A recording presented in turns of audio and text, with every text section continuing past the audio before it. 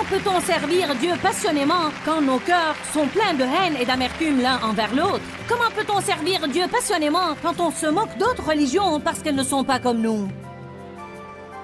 Restez avec nous dans Jouissez de votre vie.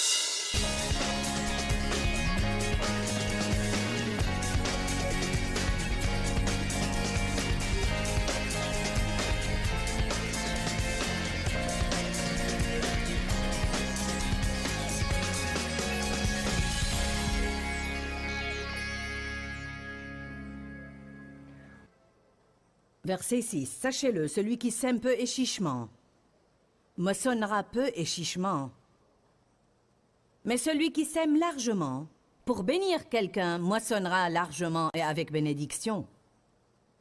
Verset 7. Que chacun donne comme il a résolu et selon la décision de son cœur, sans tristesse, ni chagrin, ni contrainte, car Dieu aime, il prise plus qu'autre chose, et il n'est pas prêt à abandonner ou se passer de celui qui donne avec joie, facilement, sans hésiter, et de tout son cœur.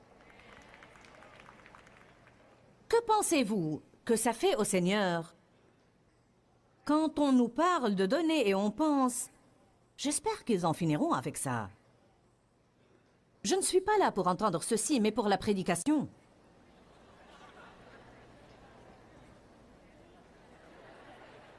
Je suis juste en train de vous aider.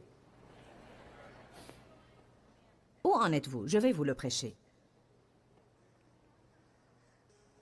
Dieu aime celui qui donne avec joie. Il ne se plaît pas de ceux qui le font comme s'ils étaient obligés ou comme si on les saurait de... Si on doit être poussé à donner, quelque chose dans notre cœur ne va pas. Allez à Jacques 1, 26. Nous entrons dans le sujet maintenant. Ça va faire des étincelles.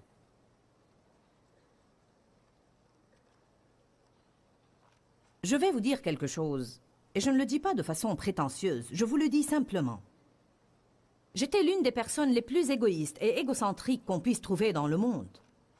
Je donnais des offrandes, mais ça ne venait pas de mon cœur. J'ai appris comment devenir une personne qui donne de son cœur. Je ne donne plus, je suis devenue une donatrice. Et il y a une différence. Ça a apporté plus de joie dans ma vie que vous ne pourrez jamais l'imaginer. Parce que la seule chose qui fait que vous ne soyez plus soucieux de vous-même, c'est d'avoir vos pensées occupées par ce que vous pouvez faire pour les autres. Allez, maintenant, je dois prêcher ceci à quelqu'un ce soir. J'ai dit, il n'y a qu'une seule chose qui va garder nos pensées détachées de nous-mêmes, et c'est de les cibler exprès sur ce qu'on peut faire pour quelqu'un d'autre. Et j'ai appris à demander à Dieu quotidiennement, « Seigneur, montre-moi ce que je peux faire pour quelqu'un d'autre. » S'il ne dit rien, alors c'est moi qui suggère quelque chose, parce que je ne vais pas vivre sans donner. Finalement, il y a environ 15 ans de cela, j'en ai eu marre de moi-même. Moi, et moi alors. J'ai dit, je ne veux plus penser à moi, parler de moi, entendre parler de moi, ne m'occuper que de moi. Certains ne se rendent pas compte pourquoi ils sont malheureux, et c'est simplement parce qu'ils sont égoïstes et égocentriques et tout absorbés par eux-mêmes, et ils n'ont aucun zèle ou enthousiasme pour quoi que ce soit parce qu'ils sont leur propre monde. Allez, je prêche bien. Je vais aller à l'église et recevoir ma bénédiction. Avez-vous prié pour le prédicateur et pour le groupe responsable du culte avant? Avez-vous encouragé ceux qui gardent vos petits chaque semaine dans la garderie? Avez-vous souri aux autres? Vous savez de quoi je parle. On a tous besoin d'entendre ça. Si vous n'en avez pas besoin, je me le prêcherai à moi-même. Jacques 1, versets 26 et 27. Que quelqu'un comprenne cela ce soir.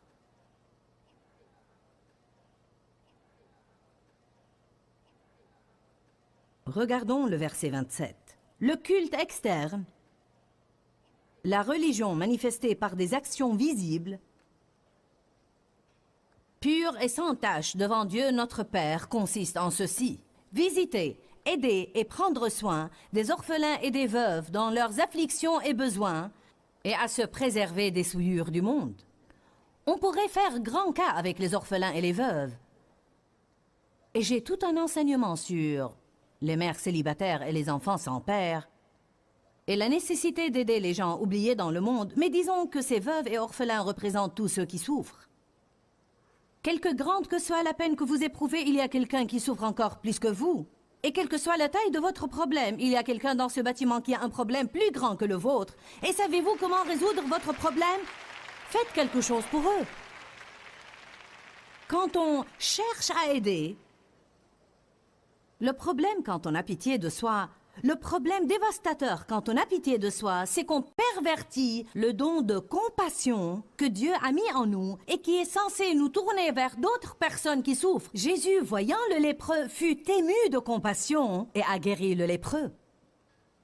Quand on prend ce don de compassion qui est en chacun de nous, parce que 1 Jean dit que si vous voyez votre frère dans la foi, dans le besoin, ne fermez pas votre cœur à toute compassion. Car si vous le fermez, comment pouvez-vous dire que l'amour de Dieu vit et demeure en vous? Comment pouvez-vous dire que vous aimez Dieu que vous ne voyez pas si vous n'aimez pas votre frère que vous voyez? Savez-vous pourquoi les gens n'ont aucun enthousiasme et aucun zèle? Parce qu'il y a trop de querelles puantes, de jugements et de critiques dans l'Église. Comment peut-on servir Dieu passionnément quand nos cœurs sont pleins de haine et d'amertume l'un envers l'autre? Comment peut-on servir Dieu passionnément quand on se moque d'autres religions parce qu'elles ne sont pas comme nous? Ces choses empoisonnent notre vie spirituelle. Mais on n'était pas comme ça quand on a été sauvés. Quand on a été sauvés, on aimait simplement Jésus. Je me rappelle, et vous pouvez penser que je suis folle si vous voulez, mais j'ai été remplie de l'Esprit Saint en février 1976, un vendredi vers 6 heures du soir. Je me suis sentie comme si quelqu'un m'a enlevé la tête, m'a remplie d'amour liquide, m'a remis la tête en place et m'a lâché la bride. J'aimais tout et toute personne qui bougeait. J'aimais les gens que je ne pouvais pas supporter avant. Je vous dis la vérité, je conduisais à travers un champ de mauvaises herbes sur des gravois, et je me rappelle avoir regardé ces mauvaises herbes et pensé, ces mauvaises herbes sont si belles. Dieu a créé ces mauvaises herbes. J'étais amoureuse de tout ce qui avait à voir ou avait un rapport quelconque avec Dieu. J'étais ivre d'amour pendant 3 semaines. Et puis ça a changé. Vous dites, pourquoi est-ce que ça doit changer? Parce qu'on doit grandir. On doit apprendre à faire ce qu'il faut, non pas à cause d'un sentiment que l'on a, mais à cause d'un choix que l'on fait. Le commencement de tout ce qui est nouveau est fascinant parce que c'est nouveau. Waouh! Louons le Seigneur! Mais que se passe-t-il quand cet émoi disparaît? Et personne n'est désormais captivé par votre nouvelle chose. Et personne n'apprécie désormais votre nouvelle chose. Et vous n'avez plus que vous, Dieu et beaucoup de travail dur. Et des personnes qui ne vous apprécient pas et ne se soucient en rien de ce que vous faites. C'est là qu'on sépare ceux qui vont réussir de ceux qui n'y arriveront pas. C'est là qu'on sépare ceux qui vont marcher dans la vraie prospérité et la vraie joie et la vraie puissance de ceux qui ne vont jamais rien avoir d'autre que du battage creux et de la religion morte. Y a-t-il quelqu'un qui me comprend ce soir? Je refuse de servir Dieu un jour de plus de ma vie avec une attitude morte. Je refuse de servir Dieu sans passion ni zèle et je me secourrai dans le Saint-Esprit si Dieu me donne la grâce de le faire. Je ne vais pas vous attendre pour venir me remonter le moral. Je vais aimer mon message ce soir, même si vous ne l'aimez pas. Allez maintenant. Pourquoi est-ce que je viendrais prêcher avec tout ce que j'ai? Vous n'êtes pas comme ça, je ne vous critique pas. Mais vous savez, je me rappelle une conférence que j'ai conduite une fois dans une petite ville au dehors de Saint Louis. Et c'était une petite église, mais elle était des plus mortes qui soient. J'étais arrivée, Dave et moi avions mis nos quelques cassettes dans la voiture et nous avons étalé nos quelques cassettes sur la table. Et j'ai commencé à leur prêcher la parole et j'ai pensé, oh mon Dieu. Je veux dire, il n'y avait pas une seule chose pour m'encourager.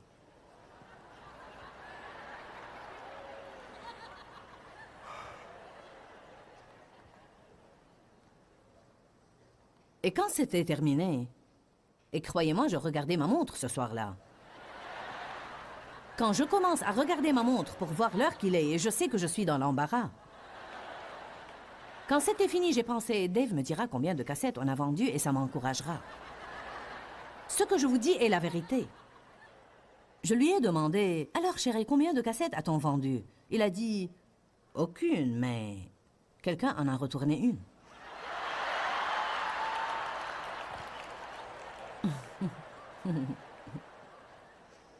Mais vous voyez, ce que j'ai fait alors, c'est que, et j'en sais plus long depuis, je les ai laissés voler ma joie. J'ai laissé leur inertie éteindre ma flamme. J'ai laissé leur manque d'enthousiasme refroidir et glacer mon enthousiasme et mon feu. Mais vous savez, on doit cesser de laisser les autres contrôler le degré de notre joie.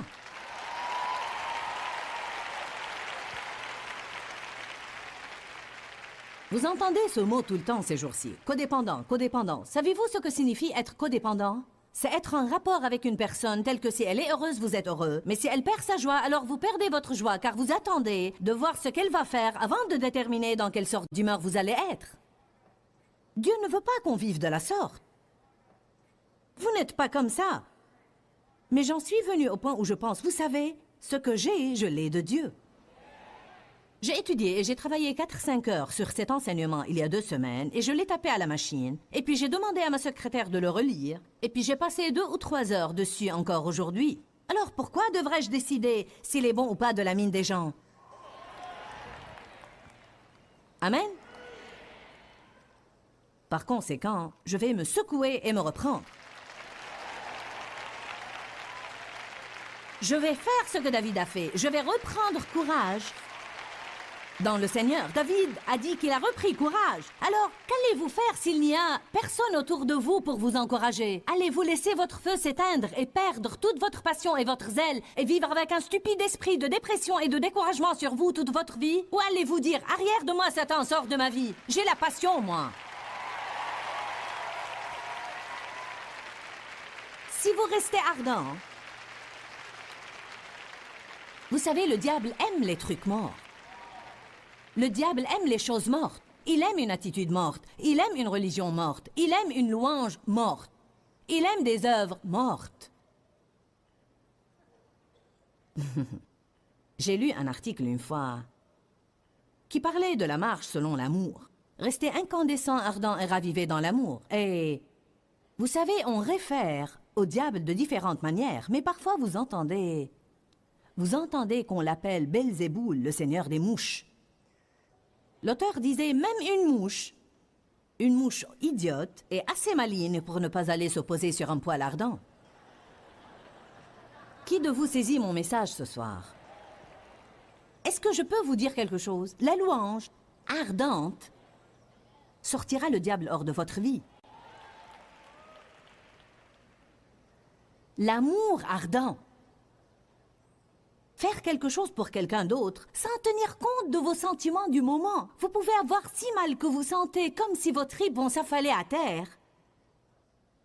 Et beaucoup de personnes dans de telles périodes se retirent, soignent leurs plaies, s'attristent sur leur sort, prennent ce don de compassion et voilà qu'avancent tous les démons de l'enfer.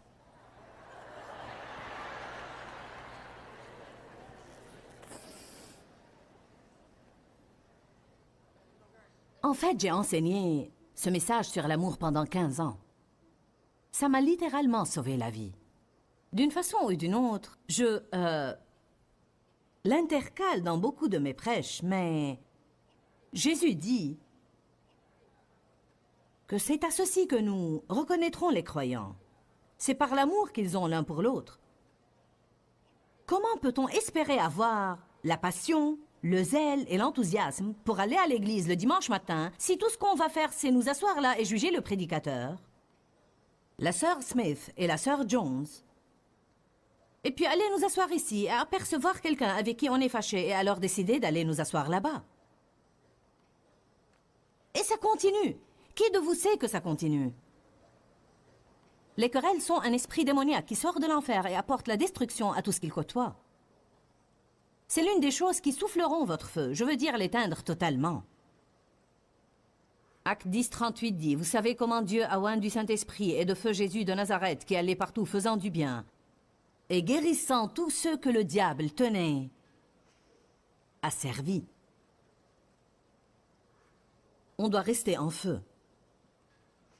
L'oisiveté. Ne rien faire. Être paresseux. Tout ça éteindra votre feu. Vous savez ce qu'était le péché de Sodome? On pense toujours que le péché de Sodome était la perversion sexuelle. Vous demandez presque à n'importe qui, et ils énuméreront des péchés sexuels. Ah oui, Sodome, mon Dieu! Ézéchiel 16, 49, voilà quel a été le crime de Sodome. Orgueilleuse, repue dans l'abondance de nourriture, insouciante et oisive, telles furent ses fautes et celles de ses filles, et elle ne raffermissait pas la main du malheureux et de l'indigent. Son gros problème, c'était qu'elle ne faisait rien pour quiconque. Que signifie le mot oisif? Inactif, désœuvré, stérile, inoccupé, inefficace, bon à rien et mort. C'est surprenant ce qui se produit quand on se sent mal et on va faire quelque chose.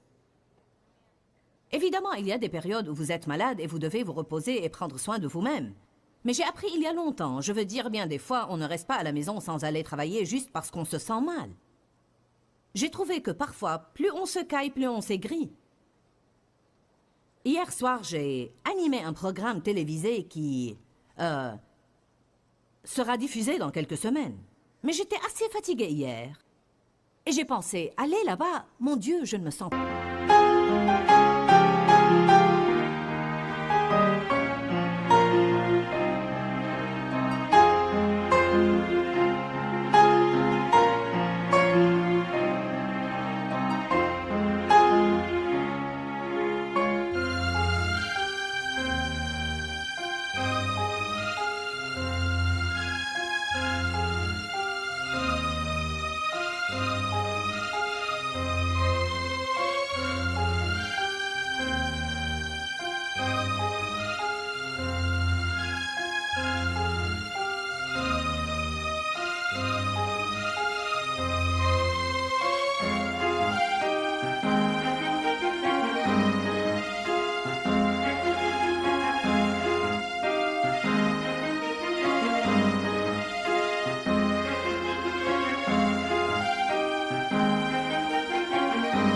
Pas bien, je suis plutôt fatiguée.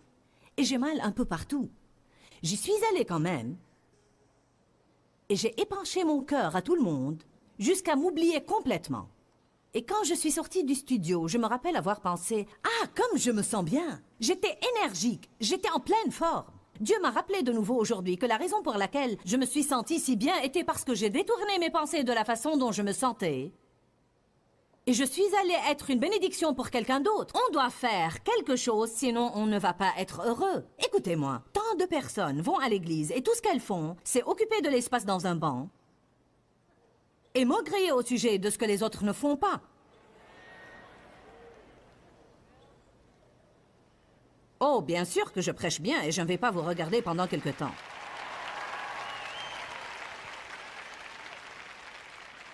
« 20% des gens font 80% du travail, ou 100% du travail, et ils deviennent exténués et surmenés parce que chacun ne fait pas sa part. Avez-vous jamais vu un temps pareil dans votre vie où il y a autant d'égoïsme et autant de mécontentement et d'avarice qu'il y a dans notre société aujourd'hui? Je ne critique personne ici, je parle de partout dans le monde. Je vous dis qu'il y a une raison pour ça. Il y a une raison pour toute cette tristesse. Il y a une raison pour tous les problèmes mentaux et les problèmes émotionnels que les gens ont. Et je crois qu'ils sont tous liés à « et moi donc, et moi donc, et moi donc ». Vous dites « Non, ce n'est pas ça, j'ai des problèmes ». J'ai des problèmes. Je suis sûre que vous en avez. J'ai des problèmes aussi. Vous ne savez pas ce que j'ai enduré l'année dernière. Vous n'avez aucune idée de ce qui s'est passé au cours de cette dernière année, mais je n'ai jamais arrêté de servir. Car ça ne va rien faire de bon. Ça ne va pas résoudre mon problème si je reste chez moi à nourrir mon chagrin. Amen. Ah non, je ne vais pas faire ce robot. Je fais ça tout le temps. Vous autres, vous allez me pousser à le faire, n'est-ce pas?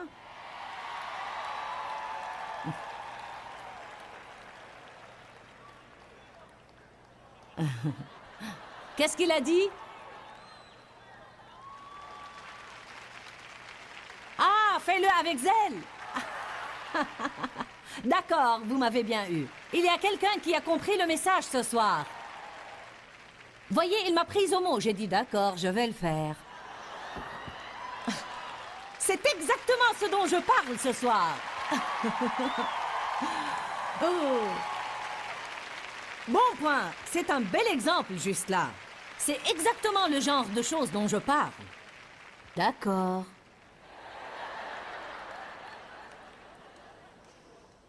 Je vais faire le robot.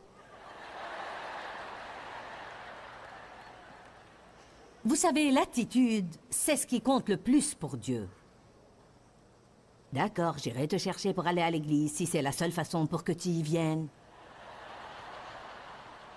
Bon, si tu ne peux trouver personne d'autre, je garderai les enfants.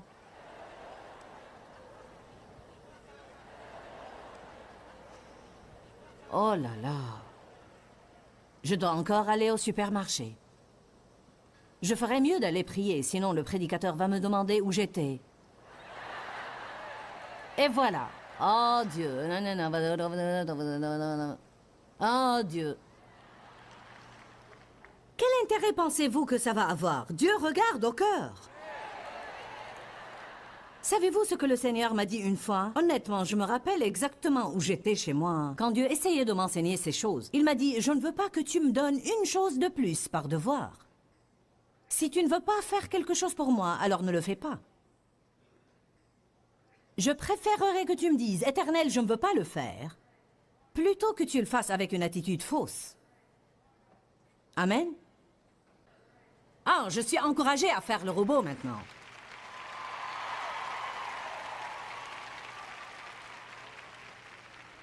Pensez-y un peu. Quand on fait quoi que ce soit avec une attitude morte, ni elle fait plaisir aux gens, ni elle nous satisfait. Ainsi, on ferait mieux d'en faire moins. Oh oh, je sens une nouvelle révélation. Car une autre raison pour laquelle les gens n'ont pas l'enthousiasme, c'est parce qu'ils sont surmenés. Ils essayent d'en faire tellement qu'ils arrivent au point où ils ne veulent plus rien faire. Ils ont été épuisés si bien qu'ils ont une mauvaise attitude sur tout ce qui s'y rapporte. Je me rappelle avoir travaillé si dur. Une fois, j'ai fait 13 conférences Joyce Meyer complètes. Et en ce temps-là, je faisais 5 sessions. Et donc, j'ai fait 13 conférences pendant 13 week-ends de suite. Et j'étais si fatiguée, si épuisée, que je ne pouvais même plus raisonner mentalement. Et je suis passée par le bureau et j'ai...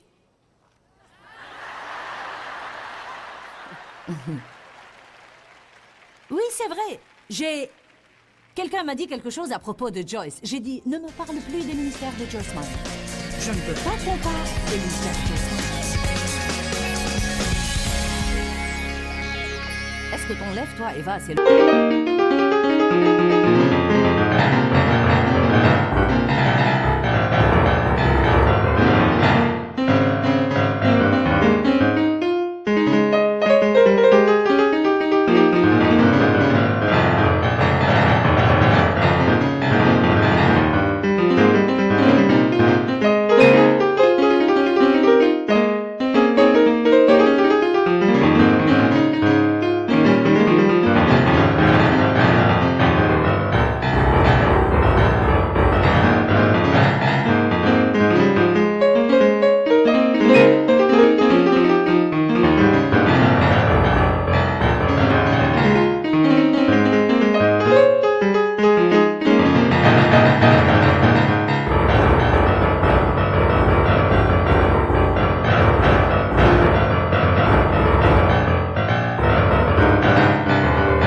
et s'en est allé? Je pense que c'en est le cas pour beaucoup. Avez-vous perdu votre enthousiasme, votre feu et votre ardeur? Si oui, vous devez le récupérer. On doit être passionné de nos vies. Jésus est mort pour qu'on puisse nous réjouir de notre vie quotidienne. Dieu nous a oints pour vivre notre vie quotidienne avec une joie intense. Et on doit tout attaquer avec passion et ardeur. On doit reprendre courage et nous revigorer dans le Saint-Esprit. Pourquoi, Seigneur, pourquoi? Dans ce livret, Joyce Meyer nous enseigne à travers la parole comment être délivré de la confusion. Pour obtenir ce livret gratuitement, écrivez-nous à Joyce Meyer, boîte postale 40095-6300 Larnaca, Chypre. Ou bien visitez notre site web www.joycemeyer.org/fr.